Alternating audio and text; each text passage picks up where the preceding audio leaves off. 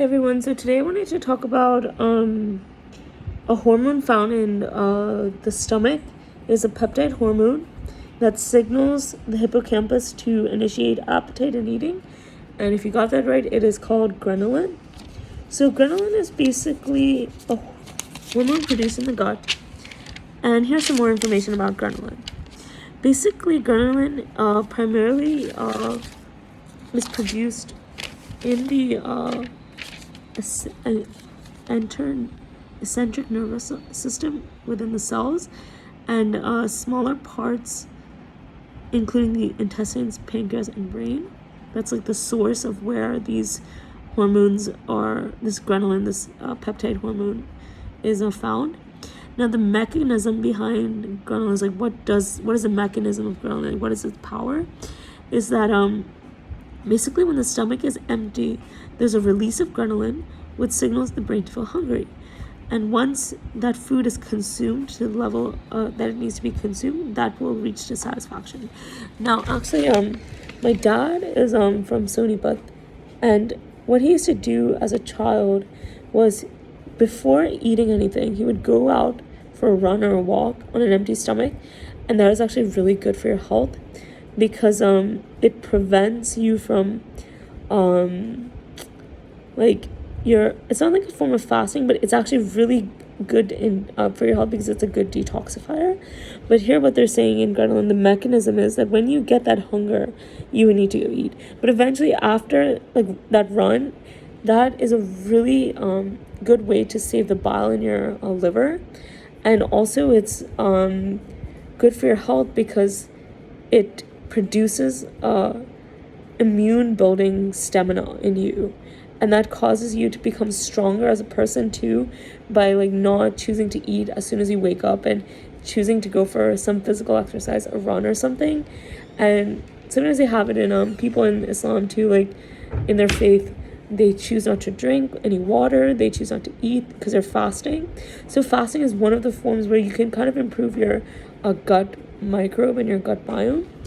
In addition, the functions behind ghrelin is basically an appetite simulator. It's kind of it tells you how much and how little you should be eating, and that is what decides how your weight will be too, depending on what exactly you're eating and how you're eating, and that depends on the ghrelin hormone itself, which is found in the pituitary gland. Now, the pituitary gland is found in the middle of the brain. Okay, gastric regulation.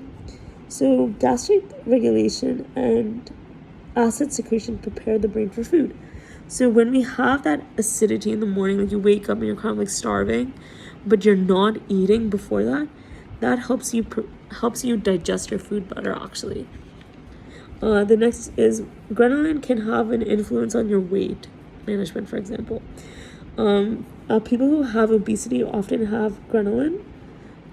They often have a lower ghrelin. So that means they have less of that appetite control, where if you have more ghrelin in your body, you have that higher appetite control, which indicates the biological response to starvation. So depending on how starving you are, the more metabolization will occur. If you're starving but you're not, you can handle that, you can control it, that's good. But sometimes it depends, it varies from your own hormonal perspective, because ghrelin is a hormone found in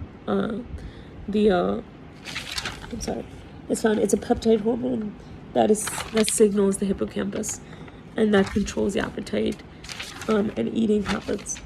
So basically, ghrelin, it kind of has to do with your eating habits.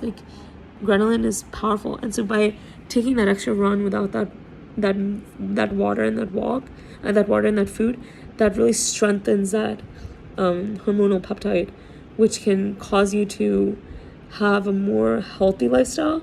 It can detoxify your lifestyle, and it's better from an Ayurvedic perspective too. Now, regulation and health implications, diet and weight.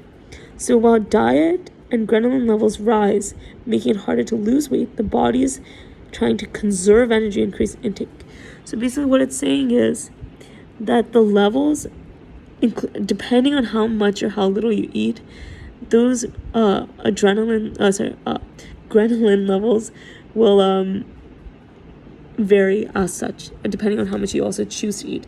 So you could be eating very little and have really excessive weight, but that control, that feeling of control is really important because it keeps your appetite in check.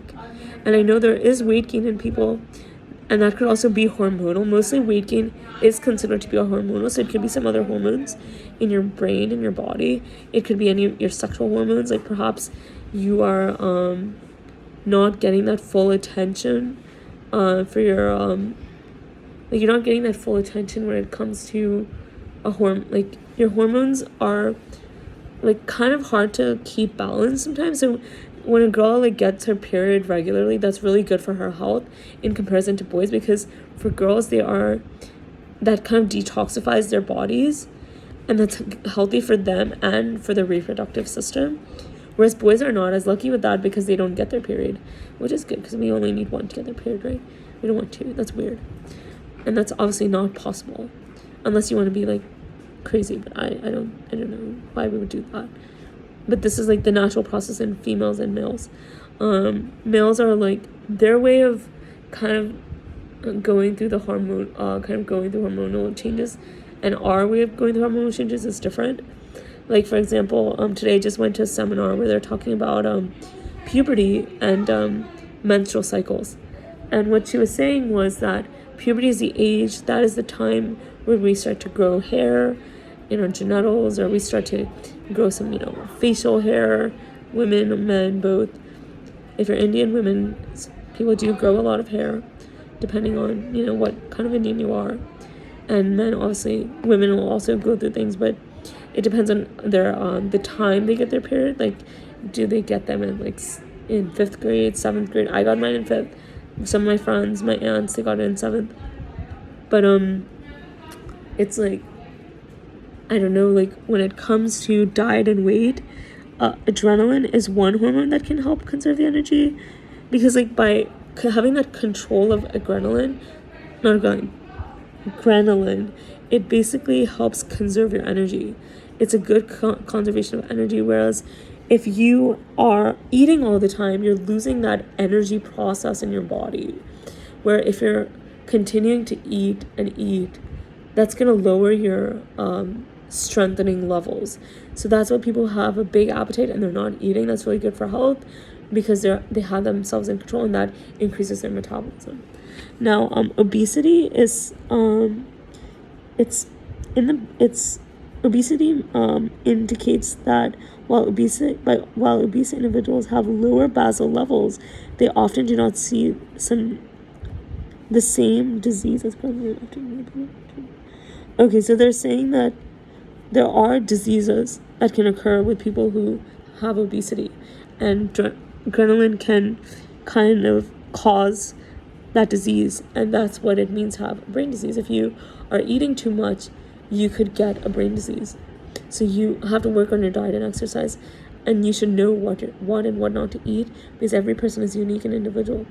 And that's why when it comes to smoking and drinking too, when you're taking these recreational drugs and you're adding that into your diet along with healthy food, that may not be a good combination. And that can be an issue because it's just not working well. And that's what happened with me. I personally feel the reason why I went through psychosis was because I did try, a little bit of hookah. Not a lot, but, it's pretty bad because hookah is considered 100, as I said before, 100 cigarettes is equal to 1 session of hookah. It's really bad for you. So, getting your system in check is important. Following a good, proper regimen is important. As an Indian, I know we're exposed to a lot of American food, but for me, I'm still gonna love eating that khichdi, eating the dal roti sabzi, having, trying the Indian foods and trying other cuisines as well, because you want to have that diverse palate, which is why we try other foods, because our gut microbe becomes diverse. But that typical Indian food they have, where, you're eating your rotis, you're making the food from scratch, you're not getting too much oil, not too many cream or restaurant type of Indian food, but the homemade Indian food is really good for you, because that's going to cause you to save your system. Because Ayurvedic systems, Chinese medicine, whatever you say, I feel that the Ayurvedic and Chinese system is good because it has that health benefit. And not just in the Chinese and Ayurvedic, also like there's a lot of organic that's been introduced in America. Organic products are just that extra dollar that give that extra pleasure for your mind and body. Like, for example, I'm using a Moroccan oil by Biotique. Moroccan oil shampoo and conditioner by Biotique, and you can just see the difference in my hair because it's just shining and it feels so natural and good. Whereas if you're using those chemicals, that can cause, is like kind of cosmetic, and that can drain into your skin and into your body, and that could be like harmful for you. So organic is one way of also living a healthier life. But when it comes to food, I think culturally we should try to eat our own cultural food because genetically our ancestors have done that. But I'm saying don't be afraid to try other foods, but try to eat them healthy. Like sometimes like I do go for that extra bag of chips sometimes because I'm still that young adult, that young teenager I used to be, and I'm like, oh, I want to eat some chips, eat something sweet. But I'm actually really controlling myself too with these medications where I'm taking this Tibetan medication where she has so many restrictions. Like she's like, you can't eat cold, you can't eat hot, you can't eat sweet, you can't eat like kasuri methi, for example, which is it's like a kind of leafy plant which they put in a lot of cooking. It's like dried leafy plants. And it's like I'm following these regimens which are good because when you have a discipline in your food system and you are eating a healthy diet and you're getting proper exercise, it's good. But regularly my weight is nothing, but because I'm on these allopathic medications, I have no choice but to take this. But eventually, once I come off of this and my voices disappear and my hallucinations tend to stop, and when I feel the reason I had these hallucinations was because of that hookah, because of that glass of alcohol. And I really, really don't know. A lot of my friends smoke and drink a lot. I don't know if they are, if I'm seeing things. I don't know, like, if it's too much. I don't know to what extent they are. But I get worried about this for my loved ones and for me to, keep a healthy diet, eat proper. And yes, we may sometimes not eat too much, or we may tend to eat too much. So that's why we need to know that appetite check with the ghrelin. Like if we're producing too much ghrelin and our appetites are really big someday and we're like eating too much. So you need to make sure you're eating like a good amount of food and you're also exercising and everything. But living that lifestyle culturally is important, I feel, because it keeps you focused on, kind of your genetics and your culture is like food is one way to really embrace your culture and trying new things really to Indian culture. Just maybe like prayer, for example, as my one friend said, like if you're going through issues with any illness or worries, just pray. And as I had said in the other video, don't be afraid to work hard. I feel all of these American kids, like they have their lives like pretty okay. They can do whatever they want. Their parents don't say anything. But that idea of hard work, according to the Indian way, is like, beta mehnat se gharao mat. That means like, sweetheart, don't get worried of mehnat. Mehnat means like hard work. And mehnat is important, but sometimes we totally forget that. And for me, it took years to come out of it, as I had said. And I really mean it. I'm like, I gotta keep going forward with this and saying like, don't be afraid to work hard. Don't be scared. Don't care what other people are gonna think, what you're doing, how you're doing. Once you set that into yourself, like, I don't care, like, I want to work hard, or like, I'm not afraid to work hard. Not that, so like, I had in my head, like, I wanted to work hard, but then the other was, I'm not afraid to work hard, because sometimes psychologically we're a little afraid inside, like, what will people think? Am I really good enough? Can I really do this? Can I really pass? I don't think I can do this. This is too hard. But if you look at something and already say it's too hard and you don't even know, so that's why you need to just tell yourself to be fearless and say like, I'm not afraid to work hard. And basically, well, they say the hunger activator is ghrelin. It is a quite complex hormone, and we are still trying to discover it and still trying to see how the energy expenditure and glucose metabolism and the reward seeking behavior comes into play.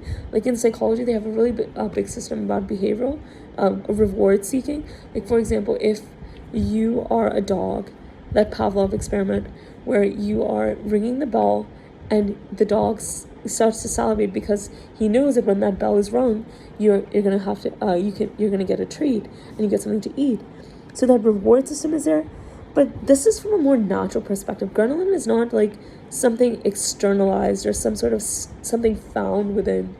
It's more something found like through some sort of research or something. Ghrelin itself is like it's within your inner system, and that's what happens when we're in these mental illnesses and behavioral problems. We start to externalize our symptoms, and we have kind of lost that internal system within ourselves.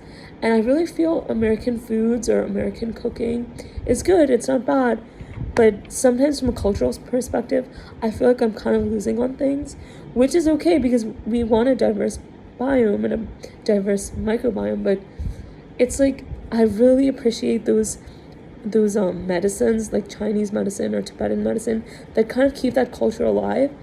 And yes, along with allopathic, it's important because to some extent allopathic is very effective because it gets the job done. But there are always side effects with allopathic medication because that can lead to weight gain, because they're following a certain research guideline that, this so-and-so person earns this much, they have this job, they have this school, and this is what they eat. And to kind of, it's a little unfair. I feel Indian people are really skinny people, but when it comes to the American diet, we start to lose that cultural, bodily movements and that bodily feeling because we have to go out and try these American products and we have to try to live this American life. And I really feel it's a really big American life, not just in America, but in India too. Like, there's air conditioning, everything is there. And some people kind of go against that. They're like, we don't want a fully American life. We want our culture and we want to stand up for our culture because we truly believe we were healthy. And I'm not saying Americans are unhealthy and they don't know, but there are quite a lot of things when I look at them and I say it's like we are very simple-minded people. I feel Indians are very simple-minded. We're focused on work, focused on school, focused on eating, and we're there to prove ourselves as an Indian living in America. And we are very close to our culture. Like, for example, I'm very connected to Kathak, which is a classical dance, a Hindustani classical dance in India. And it's not just me as a North Indian who's doing it.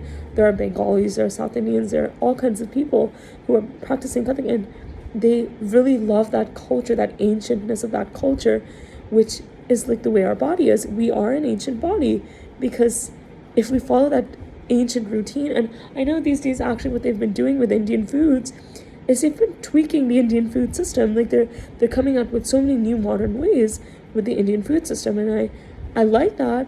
It's okay because for the youngsters who are coming into these going into these families where they have an exposure to Indian American, it's like they think it's disgusting. But that's you as a person, you as an Indian. Like, if you choose to believe in your, that one samosa or that one jalebi, and you say, this is my Indian culture, I love it. But these are not the actual healthy ones. Now, if an Indian marries an American, they will get to know all of the, Indian culture. And if an American marries an Indian, they will also vice versa. But what I really feel is that I want to preserve my Indian culture. Like, for example, I want to get married to an Indian, and somebody who's close to me. Like, for example, growing up, we had a lot of South Indian people in our neighborhood, and I've really liked having all those Indians around me because I didn't say like, oh, why am I with all these Indian people? I want to go to white people. Because like we're all in our own sects. Like we have the Asians, which is the Indians and the Asians together, where like the Asians call themselves the Asians. Then we have the nerds, then we have the jocks, and then vice versa. These are all of us, and we kind of intertwine and kind of pick and choose what makes us who we are. So for me growing up, I was more of like athletic because I did golf. I was a dancer, I was a pianist, I was studious, I went into Bryn Mawr, and then I totally crashed my way out because I had no idea like what I was doing in my life after school ended. And then finally when that clicked with me, when my best friend told me, don't be afraid to work hard, that changed my life. And I know, it's just like, yeah, I want to get married to an Indian guy, but then when I notice the Indian guys on Shaadi.com versus the Indian guys who I know from school, they're different. And kind of, like embracing those cultures and kind of connecting works. But for me, it's a little difficult to leave those American Indian guys who I love so much because we share so many similarities, but everybody has their own path. And I may like somebody who may be from where I like him, but I'm worried that because I have done this like 10 years of no work thing where I just sit, relax, and watch. I mean, I am really embarrassed about that. And here I am studying my butt off now, and I'm like, oh my God, like, who's gonna like talk to me if I'm not working my butt off? And I feel these American kids just don't work as hard like the way the Indian kids do, because we don't take things for granted, because it is like very like, I wouldn't say competitive, but it's like the mindset, the thinking, the thought process. Like, I feel like people have like cold sandwiches or cold salads, and I'm like, that is really bad for health, because cold sandwiches are not good for the gut microbe, and you know, salads and all that are just not good for the gut. Whereas if you have a home cooked meal, I really don't feel like Americans have that home cooked meal. Like, if you go to the South, they have biscuits, they have, you know, mashed potato, but I feel it's a little unhealthy. Whereas when you see the Indian diet, it's a simple diet, like just involves some spices, some vegetables, some, which we call sabzi, and some sort of wheat, but we make our wheat from scratch. We don't go and buy bread.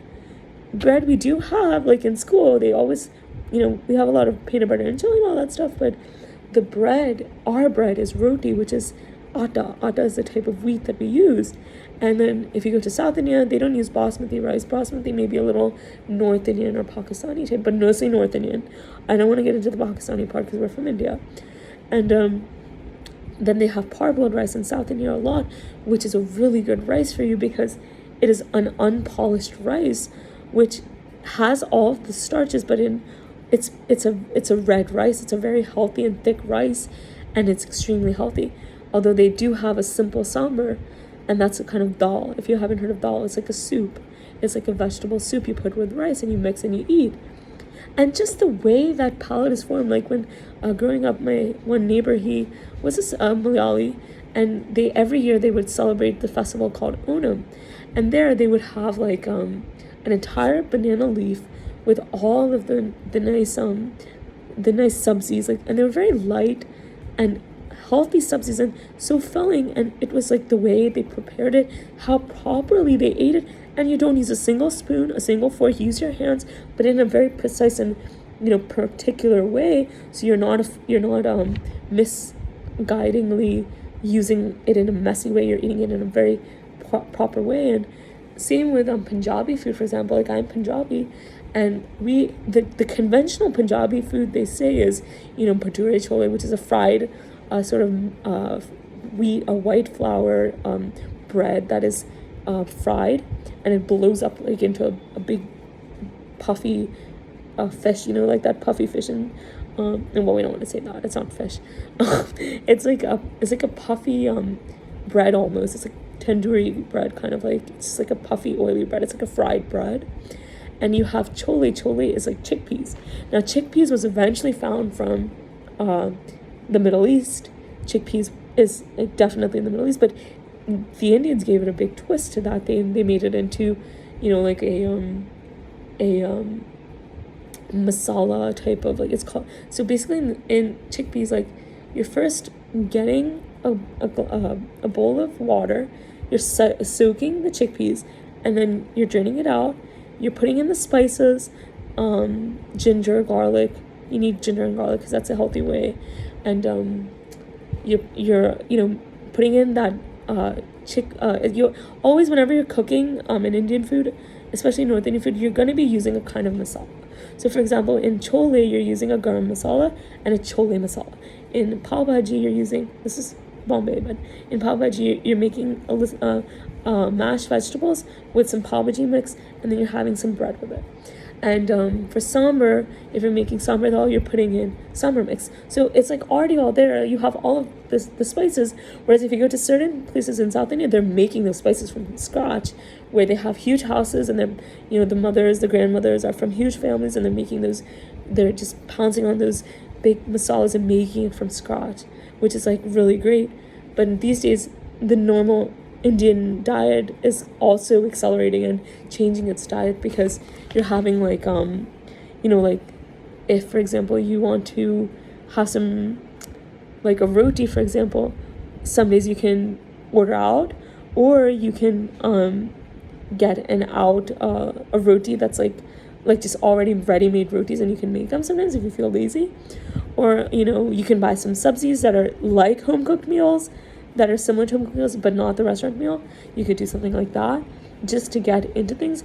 But the best thing, as we're talking about, don't be afraid to work hard. I think giving yourself some time to kind of, for a girl, to make your house kind of look a little workable. I know a lot of women are working these days, because a lot of women are choosing to work. But if you're working, don't forget about making your home cooked meals, because that's how your kids get a part of you, and that is healthier, because your kids are gonna be like, oh my god, I can't believe we're eating out every day, like we're not even making a home cooked meal. I know the kids may be happy, like, oh, let's get a pizza, let's get a burger every day, but I'm not happy about that. Sometimes I tell my mom, let's do this every day, but I'm like, no, I'm gonna go back to my Indian food. I want my Indian food again.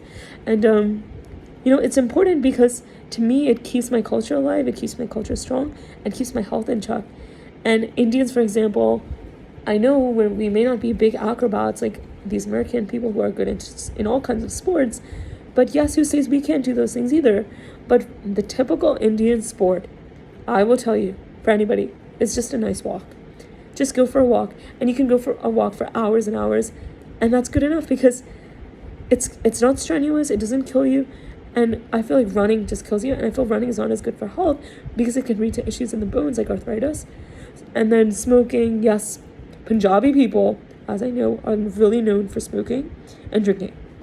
And in our family, not all Punjabis are like that. In our family, we're not really like that. We don't really like to eat meat or chicken either, because the women especially don't. I'll follow that. But even my dad, he doesn't really eat either anymore, because it's just from a health perspective. We're killing an animal. We don't want to do that. But anyway, the topic was ghrelin, which is our appetite, our hormonal appetite, which goes straight to the hippocampus and gives you a sense of how much or how little you want to eat. Now, for example, even if there are a lot of foods in the market like chips and all that, it doesn't mean you have to go for it just because other people are. Do what you want to eat. Don't be afraid to, take that step where you're going to say like, hey, I want to try something healthy. And sometimes your friends may help you with that, but don't be afraid to get what you want in life. Don't be afraid to work hard and with what you want. And if you want something, you can definitely get it, including your diet, including your health, including what you want to do, including what you want to be. Thank you.